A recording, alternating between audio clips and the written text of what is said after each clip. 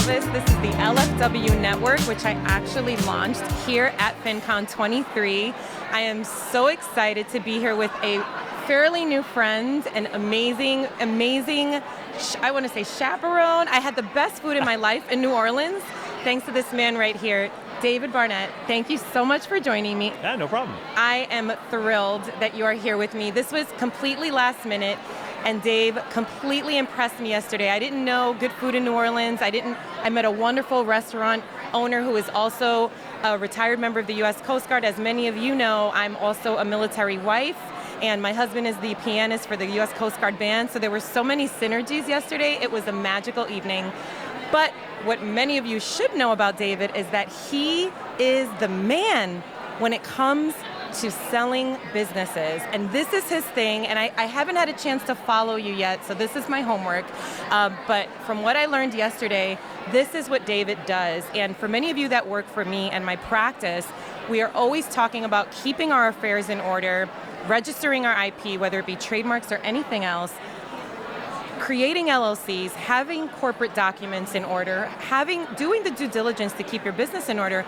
But I think a lot of you don't understand why that is, or what financial impact that can have in your life. You know, when we're getting older, when we might want to sell, when we might want to liquidate some of our assets to provide for education for our kids, to retire, to buy a new home. So I think that David would be the perfect person to talk to us about this and maybe guide us a little bit, avoid some common mistakes, just things that you maybe see all the time in your business. So please introduce yourself, David. I'm so excited to have you here. Thank you very much, Lorraine, for the invitation. My name is David Barnett. I'm a former business broker, and for the past 8 years I've been working as a consultant in the field of helping people buy and sell businesses. And so I work with business owners like the people in your audience who either want to sell their business, or maybe they want to grow their business through doing an acquisition of another business, or entrepreneurs that don't want the risk of a startup, and they say, I'm going to buy a business that already has a cash flow instead. And it's that last word that is the key word, cash flow. Because when you have a business, it's funny, I often ask people, I challenge them, can you show me a picture of your business? And it's a bit of a trick, because if someone shows me, a storefront, or they show me a bunch of maybe vans that do service work at people's homes, and they'll say, this is my business. I'll say, no, that's a building. These are vehicles. Those are people that work for you, right? And the reality is because a business is not a thing in the tangible world. A business is a system where people operate together with machinery, tools, some capital, inventory, this kind of thing. And you orchestrate this behavior. Think of yourself as a conductor at an orchestra, leading people through these behaviors with the goal, hopefully, of creating a cash flow. And if you are going to be selling your business, the cash flow is going to be the thing that determines what someone's going to be willing to pay for your business. That's interesting. It's all geared on the cash flow. So you could have millions of dollars of revenue and not make any money, and it's going to be very difficult to find someone who's going to be willing to pay you for that. I love that you said that. So the number one tip for people that believe that they want to potentially be selling their business one day is that you've got to be able to demonstrate the cash flow. That's number one. And so small business owners are often tempted to do different things in their business to be more tax efficient in different ways. Oh my God. And then all of a sudden, they want to, convince someone that their business has a great value, and people are like, show me the money. Right? And so you have to be able to demonstrate that. And so, so cash flow is number one. Businesses are valued based on multiples of the cash flow, and that multiple factor varies by industry and the size of the business. So very small businesses that are in highly competitive markets are going to have lower multiples than businesses that maybe have some kind of protection from competitors, like if you have a lot of expensive equipment, or if you operate with some kind of government license perhaps, it makes it harder for people to come into your field, and those businesses might have a higher multiple when they're exiting. Now, that cash flow is what determines the value. That's only the first question a buyer is going to ask, what would I pay for this? The second question they're going to ask is, will that cash flow continue under my stewardship? Now remember, we're talking about a system. Yep. And I often use the illustration, a board game, right? I don't know if you've ever remembered when you were a child, maybe you went to someone's home, they had a board game you weren't familiar with, and you opened it up and you started playing with all the parts, and but you didn't know how to make the system work. Right.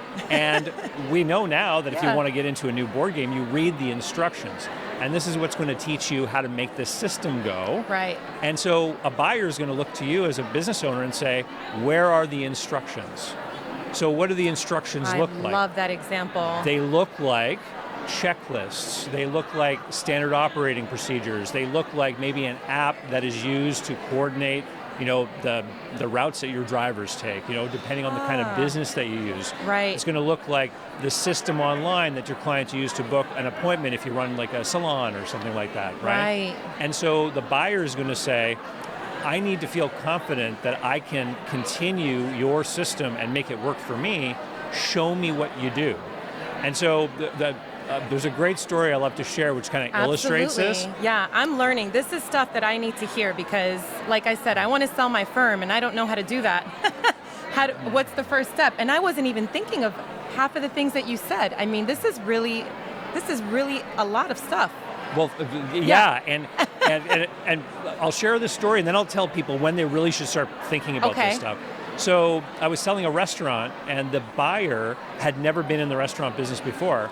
And I was doing a meeting with the seller and the buyer made a comment. He said, I'm really going to be depending on those employees you have to help me transition and run this business.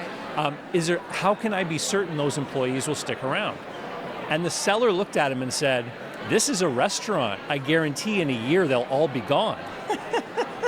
and then he said, and let me tell you the system I've developed over time to help me hire the best people and get them effective in their roles more quickly. Wow. And so then the business owner, the restaurateur, said that he had all on his computer, he had different job ads that he had tried over time that were proven to be effective.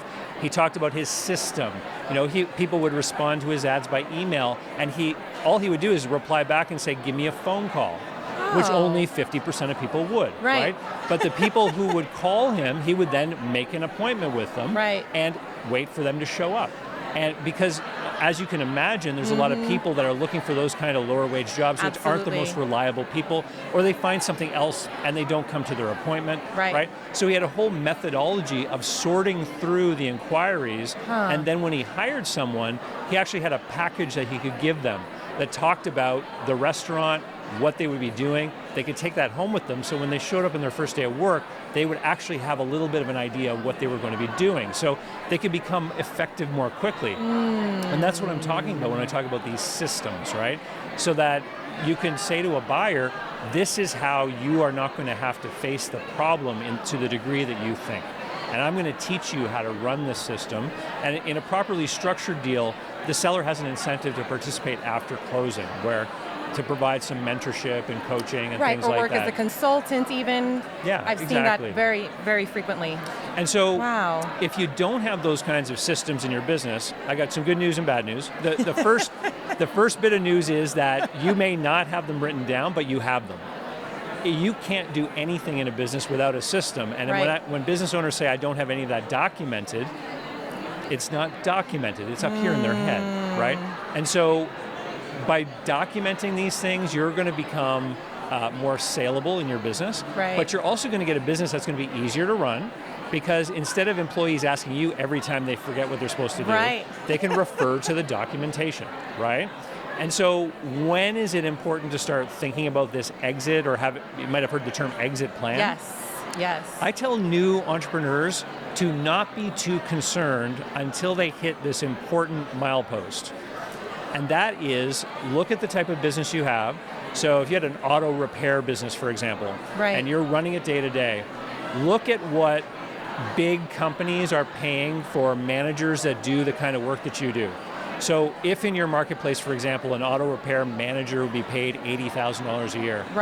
When you get your business to the point where you're matching that level of income, so you're actually paying yourself what your labor is worth, and then you get beyond. What that indicates is that not only is your business able to pay you for what your time is worth, but you've entered the territory of having a return on the investment you took to build that business. To build the business in the first place. That's when the cash flow indicates you've got an asset. Because if the business can't pay you what you could earn doing what you do for somebody else, it's going to be hard for that buyer to look at that as an asset worthy of being acquired. That makes total sense. That Yeah. makes total sense. And I love that you touched on this ability to pay yourself because, and I am including myself in this, I am guilty of this.